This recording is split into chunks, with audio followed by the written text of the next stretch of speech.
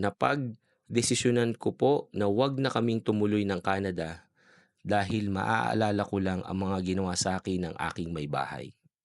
Masakit man para sa akin pero nasira ang pamilya ko dahil sa pangarap namin na buhay Canada.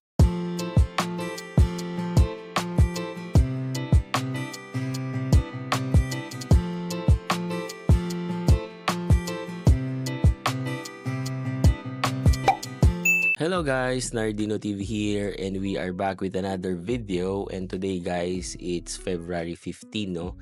Kakatapos lang guys ng Valentine's Day kahapon. So I hope guys na nakapag-celebrate kayo na maayos, yung mga couples, yung mga magjowa, yung mag-partner, yung mga mag-asawa guys. So I hope na nag-enjoy kayo kahapon, no? So for today guys, meron tayong sharing, and it is still related about love and relationship, no? So yan yung i-share natin for today. So meron tayong subscriber na nag-email sa atin about their experience, no? Na merong kinda related sa buhay Canada. Kaya natin i-share dito sa ating channel, no? So ngayon guys, babasahin ko sa inyo yung email nung ating subscriber. So, thank you sir sa pag-share mo ng inyong experience, and sabi mo na you want to stay anonymous, no? So para din sa kanilang privacy. Okay? So, ito yung email niya guys. Sabi niya is, "Hello Sir Nardino. Ako po ay isa sa mga subscriber ninyo na laging nakaantabay sa mga ginagawa niyong video. So, salamat po. Ako po ay isa sa mga maraming Pilipino na nangangarap din na pumunta sa Canada. Ako po ay pamilyado at nabiyayaan kaming mag-asawa ng 4 na anak. Maayos naman po ang buhay namin dito sa Pilipinas at pareho kaming nag-work sa magagandang company dito sa Cebu. Pero katulad po ninyo ay nag-decide pa rin kaming mag-asawa na mag-Canada para sa magandang future ng aming mga anak. 2023 po kami nag-lodge ng aming student permit application, at pagpasok ng 2024 ay natanggap po namin ang aming mga visa. Malaking tulong po ang mga videos ninyo na nagsilbing guide din sa amin kung paano namin haharapin ang buhay Canada. Salamat po ulit. Ang aking wife po ang primary applicant bilang isang international student, at ako naman po ay naka-open work permit. Napagplanuhan po namin na ang aking asawa muna ang pupunta sa Canada para maiayos niya lahat ng aming kailangan, katulad ng tirahan, at para din makilos siya ng mas flexible at maka-adjust sa kanyang papasukang university. Ganun na nga po ang nangyari. Mid-2024, umalis po ang asawa ko papunta diyan sa Canada, at lahat po kami ay sobrang excited, lalo na po ang aming mga anak. Iba po pala talaga ang feeling pag sa'yo na nangyari ang buhay Canada kaysa yung napapanood mo lang sa mga vloggers. Ang plano po namin ay mga ilang buwan lang ay susunod na ako kasama ang mga anak namin papunta sa Canada. Pero makalipas ang 6 na buwan, tinawagan ako ng aking asawa at hindi ko inaasahan ng ibabalita niya sa akin. Nagulat ako nang sabihin niya sa akin na maghiwalay na daw kami dahil nakatagpo siya ng ibang lalaki sa Canada at napag-isipan niyang hindi daw niya pala ako mahal. Hindi ko po alam ang isasagot ko at parang binuhusan po ako ng malamig na tubig. Ayaw ko pong maniwala at iyak po ako ng iyak, pero tinago ko na lang para hindi mag-isip at mag-alala ang mga anak namin. May concern na mga kaibigan din kami na malapit sa inuupahan niyang bahay ang nag-send sa akin ng mga videos, pictures kung saan nakita ko na may naghahatid at pumapasok sa bahay niya na isang lalaki. Hindi ko po talaga alam ang gagawin ko, pero kailangan ko pong maging matibay para sa mga anak ko. Napag-desisyonan ko po na wag na kaming tumuloy ng Canada dahil maaalala ko lang ang mga ginawa sa akin ng aking may bahay. Masakit man para sa akin pero nasira ang pamilya ko dahil sa pangarap namin na buhay Canada. Sana po ay kapulutan ng aral ang aking sharing at ipagdasal niyo po sana ako at ang aking mga anak para sa aming healing at pagsisimula ng bagong buhay nang wala ang aking asawa. Yan po yung shinare sa atin ng isa sa ating mga subscribers. So again, nagpapasalamat po ako na naisip nyo pong i-share yung inyong experience dito sa ating maliit na channel, no. And sa may mga pinagdadaanan na katulad nyo, talagang nakakatulong po talaga yung sharing, no. Hindi man sa mga vloggers o whatever, talk to your family, talk to your friends, no. At kailangan mo kasing maihingayan, no. Kailangan mong ma-share, no. Now, hindi ko alam kung ano yung background ninyong mag-asawa. Hindi ko alam kung paano kayo bago kayo nagsama, no. Kaya hindi ako makakapag-comment masyado, no, ng talagang malalim, no. So ang sa akin is magko-comment lang ako based doon sa shinare mo sa akin sa email, no.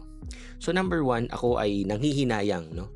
Nanghihinayang ako kasi sa dami ng mga changes ngayon dito sa Canada, yung mga drastic changes ngayon sa mga immigration pathway na meron tayo, no. Ang dami pa rin gustong pumunta dito pero ang daming nade-deny, ang daming hindi natutuloy, 'di ba? Kaya kapag nagkaroon ka ng opportunity at nagkaroon ka ng chance at nakapunta ka talaga dito sa Canada, masasabi natin na talagang swerte ka, no. Pero sa inyo na nabigyan kayo ng opportunity at may visa na kayong lahat, pupunta na lang kayo dito sa Canada, pero may nangyaring ganito. Nakakapanghinayang kasi ang dami nyo sanang pwedeng ma-achieve bilang mag-asawa na ang sabi mo nga sa kwento is pareho kayong merong magagandang trabaho sa Pilipinas, no? So hindi malabong makuha nyo rin yan dito sa Canada. And syempre, yung opportunity para sa inyong mga anak, no. Kaya nga din kami, kahit na maganda na yung aming buhay sa Pilipinas, pinush pa rin talaga namin na magpunta dito. And yung major reason namin is para sa mga anak talaga namin. So, yun yung isang nakakapanghinayang. Pangalawa, yung sinabi mo na sinira ng buhay Canada yung pamilya mo, no. Sorry pero hindi ako mag-a-agree doon, no. Kasi naniniwala ako na nasa tao pa rin yan, no. Hindi yan dahil sa lugar, hindi yan dahil sa distance o whatever, no. Kasi kung yung partner mo or yung asawa mo is may intention ka talagang lokohin, kahit nasaan pa yan, kahit nasa Canada, US, Pilipinas, or kahit sa magandang lugar, magandang country o pangit na country, kung lolokohin ka talaga, mangyayari at mangyayari yun, no. Nagkataon lang na dito kayo papunta sa Canada at dito nangyari yan. Now, yung sinabi naman ng asawa mo na napagtanto niya at naisip niya bigla na hindi ka na niya mahal, hindi rin ako sumasang-ayon doon, no? Kasi nung nasa Pilipinas kayo, naka-4 kayong anak, no? So meron kayong mga anak na talagang ituturing natin yan na blessing, no? And ngayon na makalipas ang 6 na buwan, pagdating niya dito sa Canada at may nakilala siyang isang lalaki na hindi naman niya kaano-ano at hindi niya nakasama ng sobrang tagal, bigla niya na lang sasabihin na yun pala yung mahal niya at hindi ikaw, no? Wag mo sanang isipin na it's all about you, no? Wag mo sanang isipin na ikaw ang may pagkukulang or whatever, no? Again, hindi ko alam yung background nyo or kung ano nangyari. But,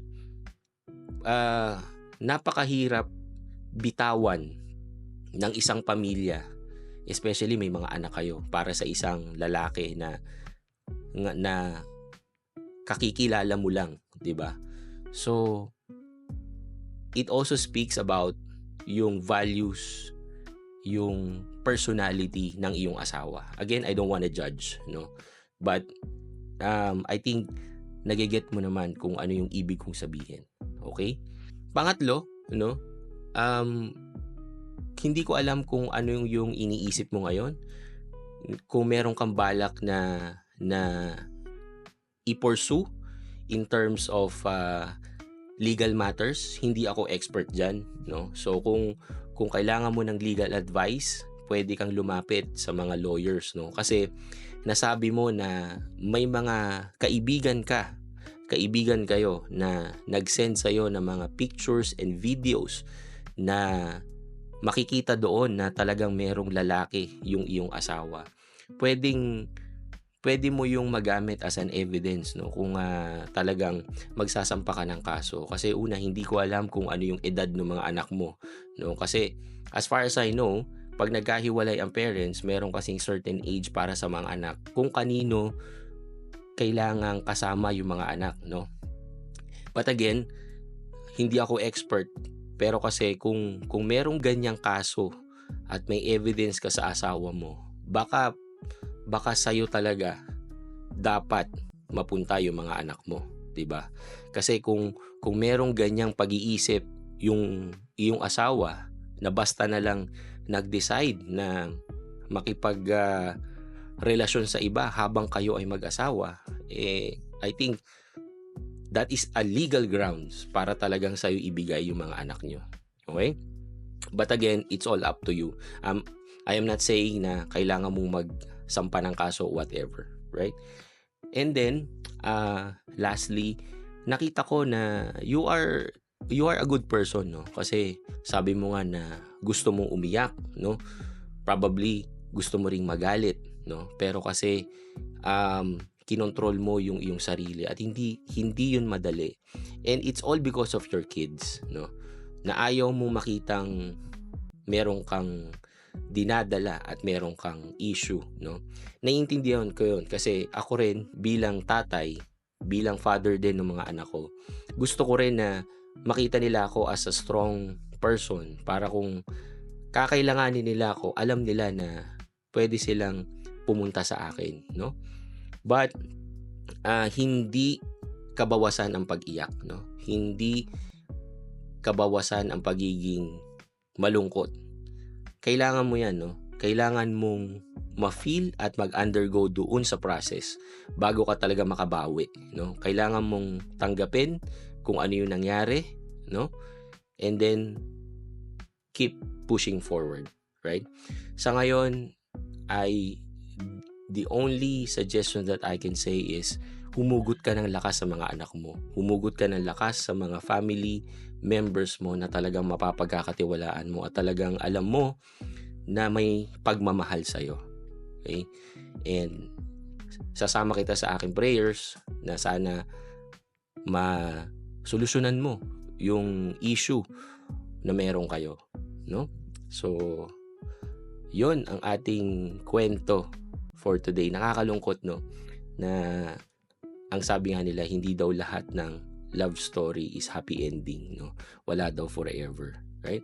But I really believe that life is a matter of choice. Tayo pa rin ang magdidikta ng future natin. So always choose to be good, right? So, yun lang guys. Thank you again for watching and see you again on my next video. Peace.